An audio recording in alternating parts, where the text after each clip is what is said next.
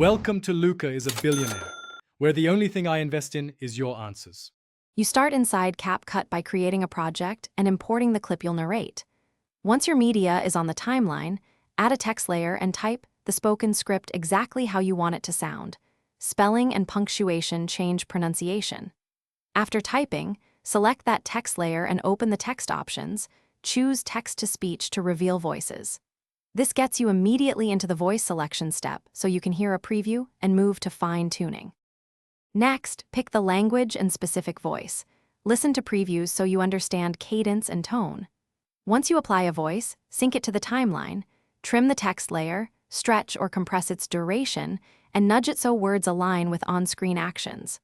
For longer scripts, split text into multiple layers to control pacing and emphasis. Make sure to adjust text formatting and punctuation to correct pronunciation. This step is where you shape natural delivery and timing for each scene. To finish, play the full project and listen for rhythm, volume balance, and awkward cuts. Add fades or lower background music so the TTS reads clearly. When satisfied, export with your chosen resolution and audio bitrate. If words sound wrong, edit the text. Change spelling, add hyphens, or insert commas to change pauses. Small edits fix pronunciation.